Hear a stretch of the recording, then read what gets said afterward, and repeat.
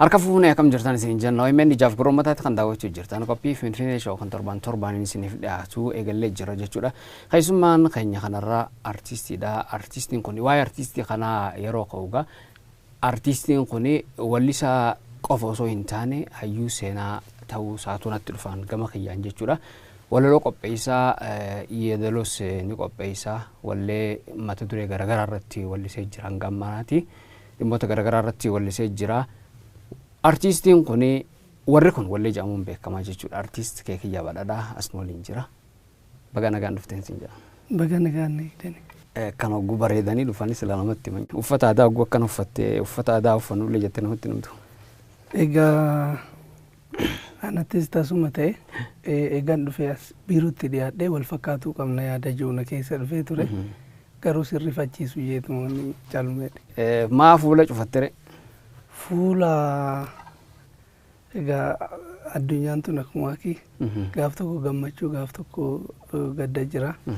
Xinnoo balada hin qabu jaama yookiin immoo faara hin qabu siin jaama na dhukkubee ture. Waan akka alarjikii wayii fuula kee kanarra ba'e garuu yaalarra godhadheetuman fayyuutti jira. Ammaaf na of galchaa jecha akkanumatti haasa'uu fi dhufe jechuudha. Namni tokko maaliif fuula cufattee taa'ee gaaffii kaasuu danda'a? Sirri. Anillee hin jaalladhu manzara yookiin fuullee ijaa kanan jaalladhu waan akkasiillee kaawwadhee uummata dura bahee hin beeku. Amma qoricha argachaa jirta jechuudha. Qoricha fayyadamaa jira. Yoo rabbi interview biraati irratti ofirraa fuudheen deebi'a. Ayyee galatoomii. Har'aaf na of galchaa. Ayyee. Wallee amma gaa filannoo tokko baastee jirta waa'ee filannoo hojii wal qabatu. Kan jalqabaati nu fakkaata walleen akkana hanga ammaatitti waa'ee filannoo waan hin dhageenye hanga ammaatitti ati nama jalqabaati nu fakkaata waan akkanaati. Gaa namni numa ja'a akka ji'utti akkaataa itti ibsamutu kiyya kun xinnoo si fudhatama sirriitti waan si ifeef yookiin immoo akka ati barbaadutti waan si dhiyeesseef isa jalqabaa sitti fakkaachuu danda'a. Garuu jechuus baatu hunda nama keenya nama biyya tana keessa jiraatu keessa waa'ee filannoo waan jiruuf akkaataan itti ibsinu gargar ta'ulleen anis ibsuu fi yaale jechuudha sanirra malee namni hunduu numa gunguma waan kana. Kan ta'anaatu beekaa waan jettee akkasii ibsitee jirta. Kanaaf hanga ammaatti akkana wallifame hin dhageenye jettan gama kiyyaan. Amma sirni dimokiraasii gadaarraa tumamee jaamaa mire. Anuu beekaa isa naa ta'uun dimokiraasii. Namni tokkollee osoo nan dirqisiisin ajaja nama tokko osoo fudhatin qaama naa ta'a jedhu filachuun koo dimokiraasiidha. Dimokiraasiin immoo sirna gadaati. Ani gadaa kanaan dhaladhee waan hin guddadheef akkasitti hojjedhe. Akkasitti namana. Artistiin barana filannoo akkasii dorgomni jira? Dorgommiitti hin dhiyaannu. Dorgomsiistota. Hin dorgomsiifna. Akkuma amma namni asiin dura karaalee adda addaatiin sobamuu danda'a. Tokko filachuu dhaqee tokkoof sagalee kennuu danda'a. Akkaataa itti filan waan hin dhifneefi amma garuu nuti walleedhaan walaloodhaan kan dura deemnu ta'e fakkeenyaaf anuu beekaa atuu beektaa nutuu beekaa jaa walalichi situu beekaa eegan jeeni namni laphee isaa gubbaarra jiru tokko jira. Fakkeenyaaf namni suni maammee ta'uu danda'a. Maammeen mallattoon isaa maaliidha kan jiru san qofa qabate maammadiif sagalee kenna jechuudha namni sun. Karaa itti argisiisuudha. Kanaafuu artistiin hin dorgomaa osoo hin taane hin dorgomsiisa jedhee yaadaan. Mee waa'ee ayyaantummaa kasanaati. Mee ayyaantummaa jechuun maalimi? Ayyaantummaan gaaddisa eebbaan biqilee dagaaguu fi gaaddisa abaarsaan nama jalaa goggoggu jedhee yaada. Akkamitti yoo jette anifati wal faana amma fuuldura walii teenyee taasisaa jirra. Hayyoonnis waan kana karaa adda addaatiin ibsu. Nama dubbisuu danda'uuf fuulli namaa gaazexaadha warri jaan jiru. Inni fuula namaati irraa dubbatu sun barreeffamaa miti ayyaantummaa namaati. Ayyaantummaatti qabduutu fuula keetirraa dubbata fakkeenyaaf ati guyyaa ta'e wayii nama wayii bira yoo dhattu ta'e nama wayii bira dhattee namni ati wal beellamtee dhattee nama tokko isa faana namni 3-4 jiraachuu danda'a. Namoota san keessa garuu namni akkanumatti qalbiin kan kee jibbu qalbiin kan kee akkasuma namichi osoo sitti hin dubbatin ati osoo isatti hin dubbatin namicha san yeroo itti jibbitu jira. Akkasumatti immoo nama waliin beenne nama beellamtee bira dhattee osoo hin taane nama isa faana jiru fuula isaa laalteetuma akkasumatti nama jaalattu jira. Wanti kun maalidha? Akkaataa itti ibsinutu akkaataa adda addaati malee ayyaantummaa waan jaamu santu ayyaana keetiif ayyaana nama saniitiin wal jaallata. Yoo ati nama san kan jaallattu ta'e gaafa ayyaanni ati wajjin dhalatte nama san ayyaana nama saniitiin walii galu osoo ati fi inni walitti hin dubbanne nama san jaalatta jechuudha. Kan jibbitus ayyaantummaan kan kee waan jibbu wayii namni suni ofirraa qaba yookiin immoo namni suni ayyaanni kan kee ayyaantummaan isaa waan inni dalagu waan jibbu wayii ofirraa qaba. Fakkeenyaaf ati hattuun jaalattu ta'e namichi ogummaan isaa hattuudha. Ayyaantummaan isaa sunis hattuudha jechuudha. Isuma wajjinata. Akka inni hatee itti milkaa'u kan isa gargaaru ayyaantummaa isaa san. Ayyaantummaan kan kee immoo poolisii yoo ta'e poolisii fi hattuun wal ari'u. Ayyaantummaan kan kee sun ayyaantummaa isaa saniin jibbaa jechuudha. Yookaan immoo uumamummaan nama waa hatu nama haqa isaatiin ala deemu yookiin haqa namaa tokko fuudhee dafqa namaatti fayyadamu jaalattu yoo ta'e ayyaantummaan keetis waan saniin jaalatu. Ayyaantummaan sanii akkuma namichi sun hattuu ta'e immoo inni hattuudha ayyaantummaan isaa. Sanii fi ayyaantummaan kan kee ayyaantummaa isaa gaafa jibbu atis namicha akkanumatti jibbitaa jechuudha laalteetuma osoo ittiin dubbanne. Yookaan biraa deemsi godha yookiin immoo isa biraa ofii taasisaa jechuudha keessi kee. Wanti amilee sitti dhagaamu sun namichaan osoo walitti hin dubbatiin kan ati akkanumatti yaadan jibbisi keessatti uumamu sun ayyaana keettu nama san jibbee jechuudha. Ayyaantummaa jechuun coraa kan kee kan waan sittas deemu sitti himu yoo ati waa rakkatte kan hamilee si ta'ee onnee si ta'ee si gargaaru si cinaa dhaabbatu. Ammas ayyaantummaan kun si qofaaf hojjeta kan kee. Fakkeenyaaf siifin dabalaa aniifati yoo wal lolle harkaan wal qabannee tokkotu irra aana tokko hin kufaa tokko hin kuffisa. Aniifati wal kuffisuun dura ayyaana keenya lamaantu wal qabee wal kuffisa. Akka manguddoo odeeffannee baradheetti jechuudha. Namni mo'amus kan mo'us ayyaana isaatti dura mo'ata yookiin immoo dura mo'ama. Gama uummataatitti ofinni ayyaantummaan tokkoo nuti qabnu gaafa walitti dhufnu ayyaana uummataatti ta'a jechuudha. Ayyaana keenya kanatu walitti dabalamee ayyaantummaa Oromoo ta'a. Kanaaf ayyaantummaan kun immoo maal fedha yoo jette akkuma reefu siin jee ofirratti eeguu barbaachisa. Tiksuu. Ayyaantummaan kun maal jibba? Walumaa galatti ayyaantummaan kan kee waa waaqni fi laftiin jaalanne jibba. Fafee yoo taate si gatee deema. Si gatee yoo deeme immoo namni ayyaana isaa kunuunfatu akkuma argetti sitti taphata jechuudha. Nama ayyaana ofii tikfatu gadi taata jechuudha.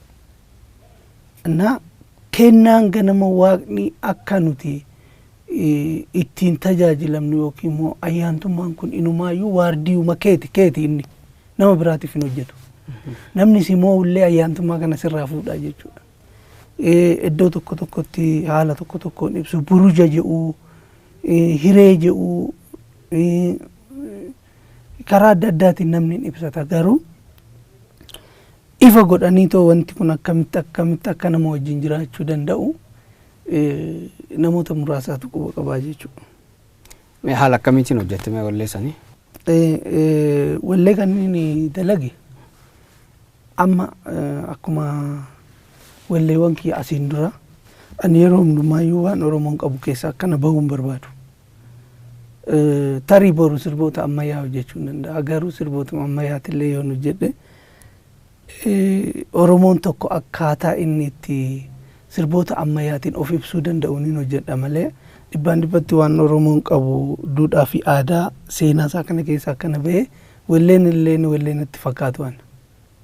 Ofii kooti yoon barreessu jechuudha. Kan namaa jechuu goomte. Namni akkaatuma hubatuun barreessaa mire. akkuma nama galetti hojjetani. Anaaf madaala kana kaas waan Oromoo kana gaafanni itti daddabalee hojjedhu waan ta'eef ayyaantummaanis akkasumatti hojjetame. Filannoo fi ayyaantummaa maaltu walitti fidaa yaada jedhus hin jira yeroo tokko tokko namni na gaafatu. Filannoon waan aangoo mootummaatiin yookiin teessoodhaan wal qabatu. Ayyaantummaan immoo waan nama dhuunfatirraa jalqabee waan waaqaa fi lafa jidduu namaa fi lafa kana gubbaarratti humna mul'atu wayitii jechuudha ayyaantummaan kun. Inumaayyuu aangoo sanuu isa dursa. Garuu immoo ayyaantummaa maaliif achitti dabaltee hojjette nageenya waan hin barbaaduuf. Nageenyi yeroo hundumaayyuu wanti Oromoon barbaadu tokko dhiigaa fi lubbuu galaafachuu qofaan akka raawwatamne nageenyan osoo xumurame hawwii jiru waan of keessaa qabuu fi filannoo fi ayyaantummaa kana wal qabsiise nageenyatti amannee karaa nagaatii wanti hunduu osoo karaa qabatee yaada jiru waan qabuu fi ayyaantummaa kana irratti yaadeen hojjedhe jechuudha. Xiqqoon dhageessistaare. Ayyee.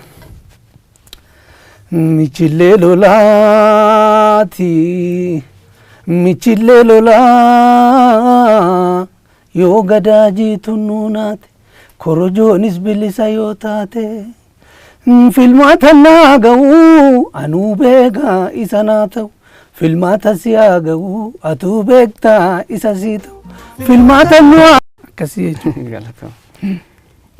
Yeroo tokko amma waggaa lama dura naaf fakkaata. Gaafii fi deebii kee tokko laaleetiin ture beektaa OMN irratti waa'ee torban oboo kana faa dubbattaa namni kun wallisaa qofaa miti hayyuu seenaatii jee akka yaadu na godhe seenaa baratte moo eeyisaa fidde moo waan seenaa akkasii dubbatu sun hunda ilaalaal mammii wanti nan yeroo hundaa dubbadhu tokko jira. Barnootaan wanti argamu hin jira dhuguma ifa kun garuu barnoota irratti seenaan eenyurraa barreeffama kan jedhuu fi nama beekurraa barreeffama seenaa. Fakkeenyaaf kitaaba seenaa tokko har'a addunyaa keessa faca'ee kan jiru hin jira. Kitaabni seenaa kun eessaa barreeffamee jettee gaafa gaafattu garuu naanna'ee manguddoo irratti dhufa. Manguddoo umriidhaan lafa turanii fi waan san ijaan argan yoo xinnaate dhaloota kana dura nama jirutu oduudhaanillee haa ta'u. Namni durii barreeffama waan hin qabneef afoolan dabarsa waan jiru.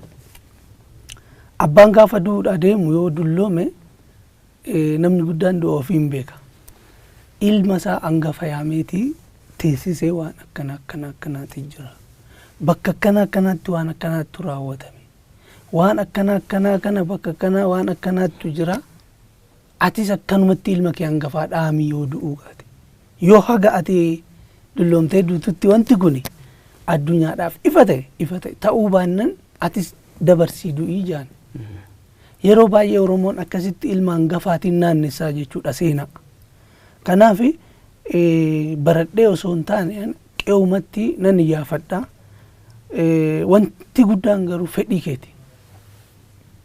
Fakkeenyaaf fedhiin qabdu taanaan osoo sitti haasa'ameewu nama waan akkasii sitti haasa'u san jibbitee biraa deemu bakka inni jirutti dhiyaachuu dhiisuu dandeessa. Maaliif yoo jette aboonni waanuma durii tokko haasaa waan ammaa qubaan qabu waan akkasii anaaf naan qabatamne tokko haasaa jettee irraa dheessuu dandeessa. Garuu fedhii kee yoo ta'e kan inni sitti haasa'u umtii dabartee gaafattaa jechuudha. Yeroo baay'ee waan akkasitti daa'immanii kan sammuu bareedaa qabu biiftuun maaliif asiin baatii siin jedha maaliif immoo asiin lixxii eenyutu akkasiin achiin baatee asiin lixxuu taasisaa siin jee si gaafata. Sammuu daa'immanii san akka sammuu daa'immanii san qabaanne waa gaggaafachuu yoo kan dandeenyu ta'e wanti nu lafa kanarratti hin baranne hin jiru. Amma gaatee ogummaa keetii waan barte sanis uummata biraan ga'u jirta. Mee artiistii jechuun maali siif?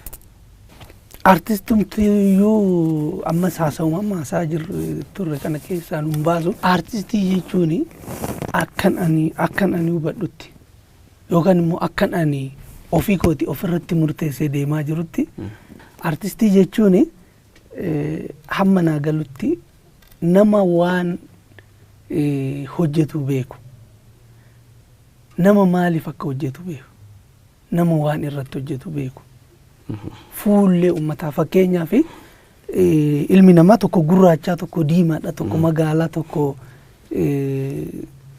kanarraa isa halluu addaa kan ta'e jiraachuu danda'a. Fuullee tokko fiddee yoo dura qabde gurraachi yoo ittiin laallatee raawwate diimaan gaafa laallatuun gurraachi ittiin na laallatee ta'e diimaa san mul'isuu hin dhiistu. Diimaan ittiin na laallatee ta'e gurraacha mul'isuu hin dhiistu. Artistiinis aartii ummataa hamma hojjetutti waan ummata isaa bakka bu'u san nama tokkoofilleen aarii kan hin qabne nama tokkoofilleen dhiibbaa kan hin qabne garuu gorsaa fi qeeqa karaa kan argisiisu fuullee ummata saniitii jedhee yaadaan.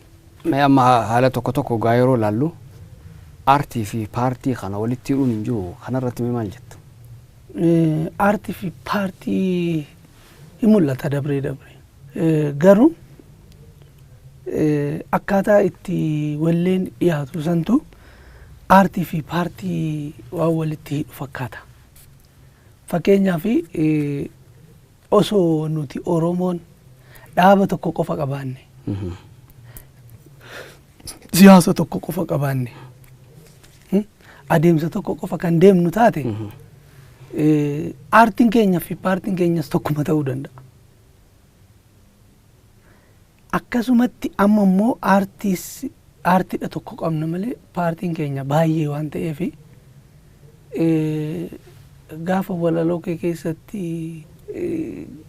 qaama paartii tokko tuttu paartii san faana waan deemaa jirtutti fakkaata.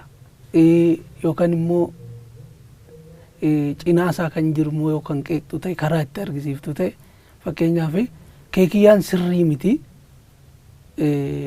gara maamitti madaaluu qabda jedhamee gaafa natti himamu artistiin akkas jedhee sirbe sun Imaamad deeggaraa jedheetiin fudhadhaa jechuudha. Yookiin immoo deeggartoonni kiyya artistii sun Imaamad akka deeggaruutti dubbachuu danda'u. Garuu ani wanti ani jechuu barbaadu osoo yeroo hundaa uummanni karaa sirrii ta'een aartiin dhugaa dubbachuu fi waan jiru tokko tuquu irratti beekamti waan ta'eef artistoonni yoo dhaqanii waa tuqan osoo akkasitti hubatame baay'ina paartii keenyatti malee aartii baay'ee akka hin qabne aartii takkittuma qabna baay'ina paartii keenyatirraa kan ka'e namni waan itti fakkaateen waa jechuu danda'a. Garuu namichi akkas jedhu sun Oromoo hin jibbaa miti paartii san qofa jaalataa Oromoo kaan hin jibbaa yookaan immoo hin xireeffata jettee waan murteessitu miti. Hammi hubannoo isaa yookiin immoo ilaalchi isaa taargeettiin isaa namni suni sirriidha jee waan hubateef paartiin Mahammad suni sirriidha jee waan hubateef waan Mahammad godhe san deeggare yookiin waan Keekiyaan godhe san deeggaruu dhiisuu danda'a. Garuu naannee mana Oromoo ijaaruu fi gurbaan kun Mahammadiin sirriidha Keekiyyaadhaan sirrii miti kan jiru akkasitti osoo hubatame ani yeroo baay'ee garuu walaloo gaafa barreessu akka dhuunfaa kootti abalu sirriidha abalu jal'aadha afaan kiyyaan ba'u hin jaalladhulle. Maaliif anis ammas hunduu sirrii miti hunduu sirriidha jechuu koomti. Yaada walii galchaa tokko irratti kan hin xiyyeeffadhu yaada walii galchuu. Mahammadii fi Keekiyyaa yaada tokko isaan taasisu akkamittiin yaada jara kanaa mataasaa walitti hidha. Akkamitti akka isaan wajjin deeman karaa hamma hin danda'uun hamma aartii waa gochuu dandeessu akkamittiin itti argisiisa yaada akkasii ta'anii hojjedhaa jechuudha. Kanaaf gama aartiitiin akkasitti hubatamu garuu dabree paartiilee siyaasaa jidduutti artistiin kun kiyya artistii suni kana baluuti artistii suni kana baluuti wanti jedhamu gochoonni tokko mul'achuu danda'u. Maaliif tarii ilaalchi namaa adda addaa ati dinqisiifannaa guddaa uummata keessaa qabda yoo ta'e artistii taate dinqisiifattoonni si hordofan sun karaan ati jette hundi sirriidha jedhanii amanuu danda'u yaada jedhuun artistii tokkorraa harka kaawwachuu danda'a namni na wajjin jira yaada jedhu ibsachuudha. Garuu artistiin akkas godhu soo jiraate aguma xiqqoo deema. Maaliif siyaasni gara gaggalaadha dhaabbataa miti. Teessoon ho'ite osoma jettu qorriti qorrite osoma jettu ho'iti. Inni dhageenya akkuma reefu kaasaa turre seenaa gaggaafannaa maatiin keenya amma raagni Oromoodhaa dur mootummaan dargiidhaa ka'uudhaaf waggaa haganaattu hafe jee raagduun Oromoo yookiin qaalluun Oromoo gaafa raagdu inni urjii lakkaa'us even Sheek Bakrii Saaphaloofaan raaga dargiidhaa yeroo dheeraa dura akkamitti akka raawwatamu maaltu akka ta'ullee raagaa waan turantu jira. Garuu ummataa fi ulfaataa ture. Dargiin hin kaajee namuun amannee dargii rasaasa dhugumaan achirraa teessoo irraa hin kaafama jedhamee waan hin yaadamne tureen hin jiru maatiin. Garuu inuma ka'ee jedhan. Baay'ee diktaatariif baay'ee sodaachisaadha nama fuudhee magaalaa gabaa wal bittee wal gurgurtu jidduutti fannisee fedhu rasaasan ajjeesa waan ta'eef namni baay'ee sodaata. Teessoo waan moo waaqni fuudhee itti kennee waaqumti qofti irraa kaasu itti fakkaataa ture ilaalcha akkasiitiin ilaalaa turre dargiidha. Walaloo daadhii galaan tokko keessa illee jira maaltu dargiin hin kufa jedhee niyyatee moo maal jedhee sirbe daadhiin nararraas ta'e hin jeen boolla saanaa diinaa guutu waan akkasiitu jira miira akkasii siyaasa keessa. Garuu immoo siyaasni oolee bula malee gara dhugaan jirtutti inuma warraaqa inuma tarkaaffata gisee tokko irra maaliif siyaasni ilaalcha adda addaa yookiin immoo karaa adda addaatiin siyaasa ofii geggeeffatu paartiin adda addaa yookiin immoo paartiilee wal mormituun humni tokko gisee tokko furguugsa. Hamma tokko aangoo qabatee biyya kana biyya kamiyyuu haa ta'u hoogganutti inni taa'u sun waa'uma malata waan achirraa ittiin isa kaasu hojjeta waan ta'eef siyaasni dhaabbataa waan taaneef aartii faana kan aartistii baasu an akka kootti fakkeenya yoo fudhanne waggoota 2-3 dabran kana keessa aartistiin jechuun inni jedhu tokkicha sagaleen inni dhageessisu tokkicha wal fakkaataadha. Maaliif kan mormaanii turre yookiin immoo kan aartistiin Oromoo mormataanii ture diina ture alagaa irratti ilaalchisaa tokkicha. Sigalee obboleewwan jidduu waa dubbachuunis ulfaachuus danda'a maali jechuu danda'a garuu immoo hin ulfaata jettee waan irraa dhaabbatu hin jiru karaa waan argisiisuu danda'u. Fakkeenyaaf sirboonni araara jedhan baay'eetu hojjetame. Araara jechuun maal jechuudha? Tokko jaalatanii tokko dhiibuu miti. Waan fudhatamaati amma kana waaqnis laftis hin jaalatan araara. Araara kan jibbu diinuma namaatii fi waanuma nageenya namaan jaalanne yoo ta'e malee araara hin jaalatama. Kuni maalan waan Oromoo kana Oromoo waldhabdee Oromoo jidduutti raawwatame isa walitti ijaaree fideetoo nageenya buusuu jechuudha. Kanaaf artistiin yeroo deemu siyaasa kufee hafuu faana siyaasni itti fufeensa qabu. Baalliidha wanni tuni akkuma sirna gadaasan wal harkaa fuudhinsa qabdi. Maali amma teknooloojiinis haalli yerootis jijjiirramaatuma deema. Siyaasni ati qabattee waltajjii tasfiddu yoo yeroon isaa jalaa dabre kan yeroo faana fuudhu deemuu danda'u baalli sirraa fuudhetuma si bira dabraa jechuudha. Teessoon hin jijjiirramtu garuu namni teessumarra taa'u jijjiirramuu danda'a. Kanaaf aartiin immoo jiraataa ta'uu qaba. Siyaasni kamuu haa dabru. Fakkeenyaaf maasangamaa lafan baatu talbaa facaafata taati warri sirbanii lubbuudhaan hin jiran aartichi garuu jira nu sooduuni borus hin jiraata fakkeenyaaf maasangamaa lafan baatuun kun yoo san rakkoo wayiitu jira jechuudha nu arguu baannus dhaga'uu baannus daareektuma namicha akka lafan qotanne dhoowwanii ta'uu dhiisuu danda'a garuu akka Oromoo qofaa galutti maasangamaa lafan baatu wanti achi keessa jiru namichi waa tokko uumuudhaan murteeffatee jira fedhu gaayyoo facaasu fedhu xaafii facaasu fedhu garbuu facaasu lafatti sanirraa oomisha wayii galfachuu murteessee jira kanaaf ergaan aartiidhaa yeroo hundaa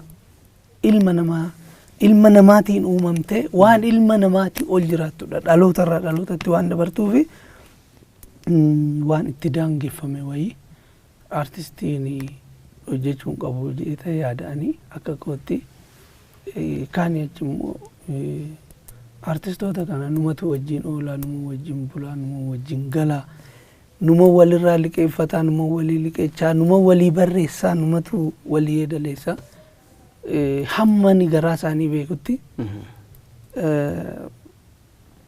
artistiin Oromoodhaaf garaa jal'aa qabu hin jiru marartee qaba waan godhoo dhabe waa'ee Oromoo haasa'ee kan imimmaan hudhutu baay'ata tarii ummanni yeroo hundumaayyuu bakka tokkichatti si eege bakkee sanirraa madaalli kan kee gara wayyoo kan jajallatu yoo arge ummanni karaa biraa keessa si barbaaduu danda'a aartistoonni immoo waan akkasiisan jajjabaatanii waan isaanitti deemu san ofirraa deebisuudhaaf ummata wajjin haasaa yookiin immoo mormii falmachuu afaanii osoo hin taane nurraa haasofni hin bareedu nurraa sirbuutu bareeda walalootu bareeda walaloodhaan namni nu qeequ osoo jiraate qeeqasan walaloodhaan ofirraa deebisnee lakki nutti fakkaate malee inni bakkuma san jira akka jaamu bifa saniin aartistiin of wal'aanuu qabaa jedhee yaada malee akkuma namni jedhuun sanitti aartistiin bakkuma namni jedhuun sanitti aaretis aartis dhaabuun qabu aaretis immoo duubattis deebee abaluun kun yoo hojjetanis akkana namaan jaa yoo hojjechuu baatanis akkana namaan jaa jedhee afaan namaa muraasa afaan adeeme waan sanirraa jallachuun qabu deebisuudhaaf immoo haasa'uun qabu sirbuu qaba sirbaan beekanii Muhammad gaazexeessadha waan gaazexeessummaa ogummaa gaazexeessummaa keetiin haasoftee sirraa bareedee namni sammuu keessatti ilma namaa sammuu keessatti hafte san boo'ichaanan immoo karaa biraatiin hubachiisa yoo ta'e si hubachuu dhiisuu danda'an maaliif Muhammad boo'ichaanii miti kan beekan yookiin immoo lolaanii miti kan beekan shimala fudhadheen gabbaa yoo jetteen ta'u karuma beekamtu saniin deebii gaa deebisuu danda'uu qabda jechuudha. Mee gara walleetti deebinaati warri kun jennaan sammuutti kan nama dhufu keekiyyaadha beekta. Wallee teessan keessatti warra beebee cufaadhaa karreetti isaanii cufaadhaa jette ammallee hin banamne. Egaa keessi isaa bal'aadha maamni keessi isaa bal'aadha yeroo sirba warri kun kana baasu sirbi kun bahuudhaaf baatii tokko dura an mana hidhaatiin ture asuma maakalaawii isa jedhamu san komaandi poosti keessa qabame mana dukkanaa jirra turree manni sun normaalii sa'aatii 24 cufaadha yeroo fincaanii baatu torbanitti guyyaa takka qeessa ciradhaan nunjaanii gannu baasan ganama daqiiqaa 2 yookiin 3 caamatti baata sirbi manichi garuu sa'aatiin 24 cufaadha even ijoollee achi keessa wajjin jirtullee yoo alatti asiin dura kan hin beekne taate mana san keessatti himuu illee dandeessu diimaa ta'e gurraacha ta'e magaala ta'e waan dimimmisaa tokko. Kanaaf sirba kana keessa balballi isaanii cufaadha kan jedhu bakka saniis waan dhalate natti fakkaata. Maaliif mana sanii bahee baatii tokko qofa natti fudhate audios clipis hojjechuudha. Inni biraa yeroo achi turre sanitti waan si ajaa'ibu nama nu gaafatullee hin qabnu ture. Namootuma of kennan kan akka haadha teetii haati teessirraa naftuumi kan akka obboleettii obboleecha keetii haadha manaa keetii kanarra hin dabru namni dhufee silaalu. Maaliif sodaadha. Namoota baay'ees yoo isaan hidhamaa gaafachuudhaan dhufan achumatti hambisaniiru waan ta'eef yaanni namaa gaafa hidhamaa gaafachuudhaan manaa bahuu deemu anas achumatti wayina hambisanii. Saniin ala immoo hidhamaan Oromoodha. Ani baay'ee kan na ajaa'ibe waan guddaa kan irraa baradhe hidhamtoota yeroo sanii ija kootiin arge namni isaan gaafatu akka dhufullee hin barbaadan. Namni sila dhaamsa dhaammatee koottaa na laalaa akka kana keessa hin jira na argaa maallaqa naa fidaa maali naa fidaa nyaata naa fidaa uffata naa fidaa jira tokkollee hin gaafatu hidhamaan Oromoo yeroo sanii akka namuu natti hin dhufneedha. Maaliif abidda achi keessaa sitti qabatu sababtu abidda baay'ee rakkisaadha. Warri immoo si qoratu suni osoo namni si gaafachuudhaa deemu baay'atee itti tola. Maaliif ragaa itti si qoccolaa jiran yookiin immoo sirraa barbaadaa jirantu jira. Isa san qulqulleeffachuudhaaf ragaa biraa sirratti funaan. Eessatti beekta maalitti beekta maal taatafati eessa jiraata inni fakkeenyaaf ati galgala yoo si qoratan ani Adaaman jiraadha jechuu dandeessa. Nama si gaafachuu dhufe san immoo yoo inni dhufee si bira ga'u eessa jiraata Mahammad gaafa jaaniin inni Finfinnee jiraata jennaan dubbiin asitti wal badde galgala kana waan biraati si eeggata. San sodaa namni keenya namni gaafsan hidhamee jiru nama isa gaafatullee baay'ee namuu ta'ee kan saba biraa gaafa laalu komaandi poostii san keessa warri Amaaraatis hedduutti hidhame kan isaanii gaafa laalu mana hidhaatiin jettu. Miirri amma na keessattuu kun hidhamaa maakalaawii seenee arge san hunda keessattuu hin uumama jeeta yaadee garuu ani bagan hidhame aartittiin jijjiire achiis baanan. Inni biraa immoo seenaa duriitirraa kaasee waa'ee warra tufaamunaa kana waan qoqqoradhee waan sammuu keessaa qabuufi warri tufaamunaa isaanis ta'ee sanyii isaanii magaalaa Finfinnee kana keessa akka hin jirre ragaa waanan itti funaannadhee fi anu intala isaanii jaaladheen intala isaanii barbaada yoo naqu intala isaanii miti isaanuu akka hin jirre yaadattoote manni suni bitimaadhaan ol butame bakkeedhaan kiliippiitti hojjenne horiin arganne intala sanillee gaafachuudhaaf gaafatannu uumoon lolamee ture. Kanaaf sirba sanirratti hamman ibsuu yaaletti Oromoo Finfinnee kana keessa guyyaa adiidhaan hulaa cuccufee akka inni magaalaa kana gadhiisee deemedha.